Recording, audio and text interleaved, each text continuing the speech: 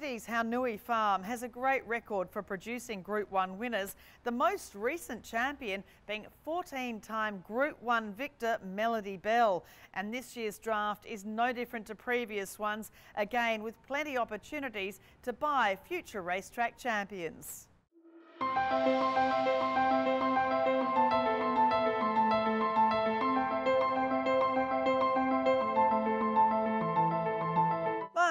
Haunui farm, just a wonderful family operation, and obviously so many generations of broodmares providing Group 1 winners right around Australasia and around the world as well. Just in the last 12 months, your graduates have been sensational too. Verona, a Frank Packer Plate winner, Money Catcher in Hong Kong, Showmanship, won the Show County, Field of Gold, the Waikato Guineas, and Crosshaven in the Kevin Heffernan. So you really are getting these group winners coming through year in, year out, right throughout New Zealand and, importantly, Australia.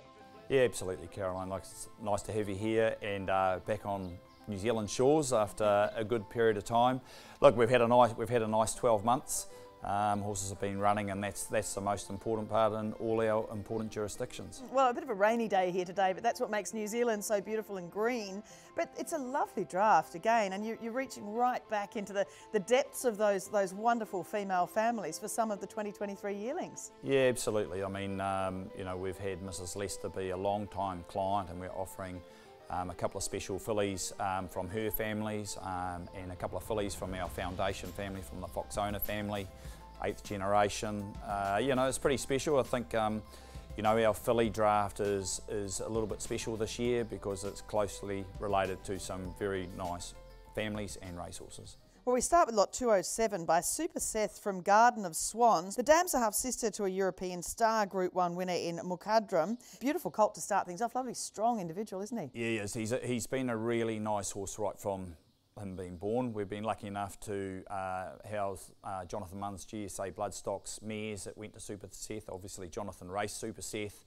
So he's a big supporter in his first year, and we've got 5 or 6 yearlings by Super Seth in the draft. He's a standout colt out of a young Oasis Dream mare. She had a couple of Savabeel fillies to start with. Great moving horse. We found the Super Seths to be really good movers and handled the prep really well. Lot 38 by Savabeel from Arabian Night, and the dam's from a strong stakes-winning US family. He's a bit of a character, isn't he? But again, you can sort of see that Zabeel coming through too. Yeah, absolutely. I think when he stood up there for the last time, you really stood back and said he's a lot of Savabeels and Zabeel. Young Oasis Dream mare from a really nice European family. I think he's going to be a more precocious style of Savabeel. Easy horse to prep. What more do we need to say about Savabeel? He's been a great stallion of colts and fillies, doing the job here and in Australia year in, year out. Lot 616 is by Super Seth from Valpolicella. Now this filly, you know, you talk about absolute diamonds of yearlings that you're taking to sale. I absolutely love her for a start. I think everybody will. Of course, one of Haunui's foundation families, going back, as you say, the 8 generations. And Valpolicella has already produced Vavasor, Villanova, Celebrity Dream, and a Sydney Cup and Tancred runner-up in Rondinella. I mean, what a page and what an individual. Yeah, I think individual matches pedigree. You know, I think she's a mix between Vavasor and Celebrity Dream Rondinella. We haven't offered a filly like this for a little period of time, I don't think.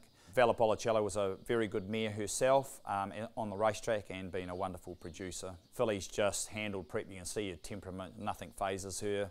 And I'm sure she'll be well sought after. And another one I think there'll be plenty of people waiting for is lot 344 by Piero. Of course, this is the half-sister to the wonderful 14-time Group 1 winner in Belle, and also to the Geelong Classic winner, Tutu Kaka. I'm really interested in this cross with Piero, and a lovely filly, isn't she? She's quite a forward sort of filly. Yeah, I think we're very lucky to be offering this filly. Mrs. Lester, a long-time client. She's kept 3 fillies out of the mare, so this was the time to probably take another filly to the market and let the market decide. Mid-October, born foal's gone forward really nicely. Tutukaka looks like he's back to really good form. He won the Taupo Cup, which is great. And Malika Belle herself had a lot of ability. She was the same year as Fix, who was a filly of the year. Lovely filly, great to do anything with, just gets on, does her job, which will stand her in great stead as a race filly. Lot 74, this is when the rain was really starting to come in. The Almanzor Bondi Walk filly, and we know Almanzor's cementing himself as one of New Zealand's most exciting young sires.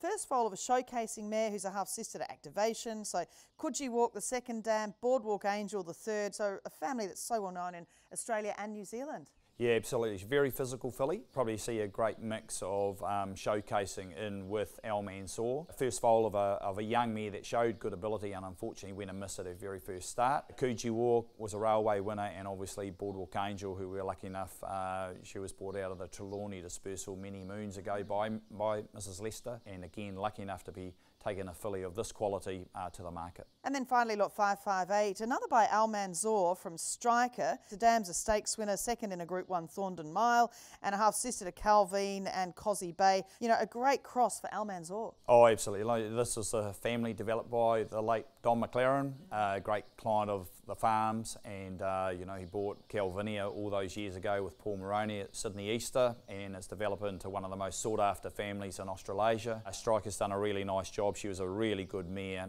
was an emerging mare when she ran second to Sir Slick, you know, great warrior racehorse here in New Zealand in the Thorndon Mile. She's already produced first impressions. This filly's probably going to take a little bit more time. She's more of a staying style of filly, but a lovely correct filly, just thrived in the preparation. So delighted to be taking her to the market in late January. Oh, I think like any sale, the good horses will find their level very easily. The strength of the sale will always be in the middle, I think. And you know, by having people back on the sale ground, you know, you bring people that are invested in the game on to a sale ground.